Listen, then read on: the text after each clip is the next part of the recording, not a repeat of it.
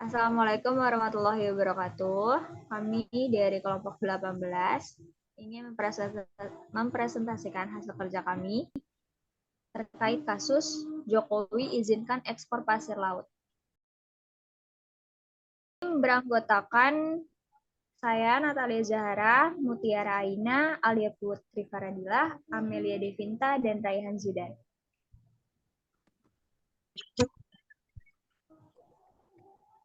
Berikut video pemberitaan ekspor pasir laut.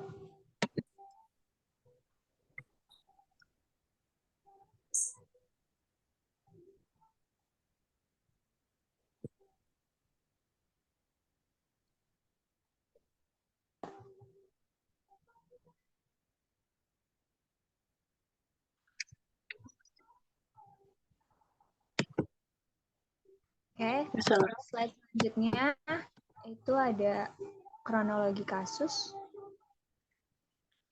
Berikut adalah kronologi kasusnya. Yang pertama yaitu pemerintah telah menghentikan ekspor pasir laut lewat surat keputusan memperindang nomor 117/MPP/Cap/2/2003. Alasan untuk mencegah kerusakan lingkungan berupa tenggelamnya pulau-pulau kecil di tanah air. Dan yang kedua yaitu pada tahun 2017 Presiden Joko Widodo mengeluarkan peraturan Presiden nomor 16 tahun 2017 yang memperizinkan ekspor pasir laut untuk keperluan industri konstruksi. Dan yang ketiga yaitu pada tahun 2018 MA mengeluarkan keputusan yang membatalkan izin ekspor pasir laut. Dan yang keempat yaitu pada tahun 2019 Kongres Amerika Serikat menyebutkan Indonesia sebagai salah satu negara penghasil pasir laut ilegal yang berkontribusi terhadap kerusakan lingkungan. Pemerintahan Indonesia kemudian mengeluarkan moratorium ekspor pasir laut pada tahun 2020 untuk meninjau kembali kebijakan tersebut. Dan yang kelima yaitu Presiden Joko Widodo alias Jokowi membuka kembali ekspor pasir laut melalui peraturan pemerintah PP nomor 26 tahun 2023 tentang pengelolaan hasil sedimentasi di laut.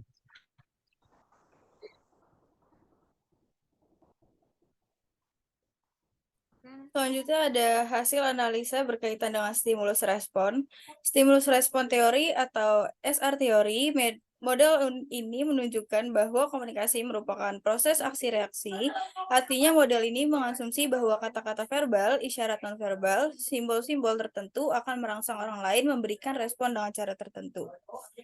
Dengan adanya kasus ini dan keputusan ini tentunya menuai kontroversi dari berbagai kalangan, termasuk aktivitas lingkungan, akademis, dan masyarakat yang peduli terhadap kelestarian lingkungan.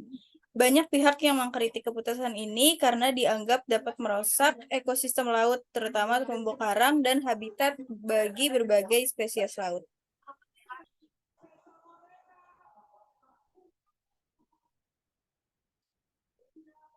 Selanjutnya, hasil analisa berkaitan dengan komunikasi politik.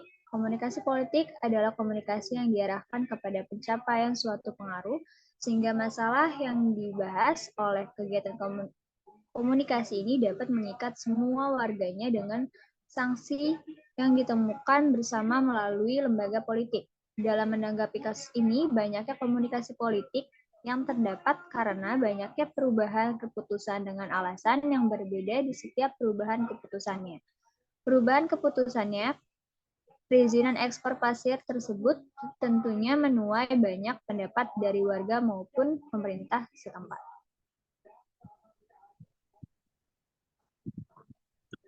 Hasil analisa berkaitan dengan komunikasi persuasif. Komunikasi persuasif merupakan komunikasi yang bertujuan untuk mengubah dan mempengaruhi kepercayaan, sikap, dan perilaku seseorang, sehingga bertindak sesuai dengan apa yang diharapkan oleh komunikator.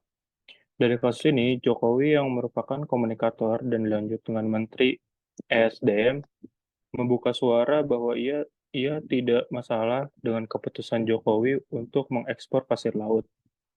Jadi ia tak melihat ada masalah dengan dibukanya kembali ekspor pasir laut. Kalau itu mengendap, jadi apa? Sedimen saja dan membahayakan alur pelayaran. Kan di Keruk ada kosongnya, ada nilainya dong. Makanya ada yang mau tidak supply demand pasti ada, ujarnya. Oleh karena itu, dalam pelaksanaan nanti SDM akan bekerja sama dengan Kementerian Lingkungan Hidup dan Kehutanan atau KLHK agar tidak berdampak buruk pada lingkungan. Selanjutnya, hasil analisa berkaitan dengan komunikasi kelompok. Teori-teori komunikasi kelompok antara lain membahas tentang dinamika kelompok, efisiensi dan efektivitas penyampaian informasi dalam kelompok, pola dan bentuk informasi, serta pembuatan keputusan. Pada kasus ini, adanya penyampaian pola dan bentuk informasi, yaitu menanggapi hal tersebut, mantan Menteri Kelautan dan Perikanan atau KKP, Susi Pujiastuti berkomentar, dia berharap Jokowi membatalkan PP tersebut karena akan merusak ekosistem kelautan. Semoga keputusan ini dibatalkan, kerugian lingkungan akan jauh lebih besar. Climate change sudah terasakan dan berdampak, janganlah diperparah dengan penambangan pasir laut, ungkap Susi.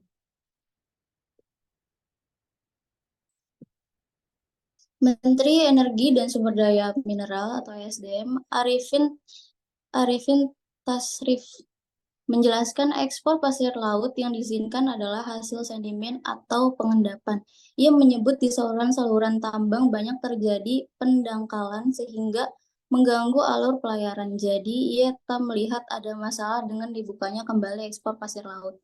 Karena sedimen itu akan bikin pendangkalan alur pelayaran, membahayakan alur pelayaran, katanya. Ia tidak menyangka ekspor pasir laut bisa merusak lingkungan. Oleh karena itu, dalam pelaksanaannya nanti SDM akan bekerjasama dengan Kementerian Lingkungan Hidup dan Kehutanan agar tidak berdampak buruk pada lingkungan.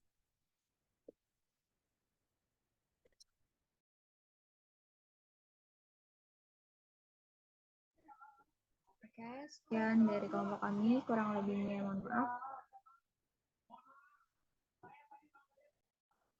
Terima kasih.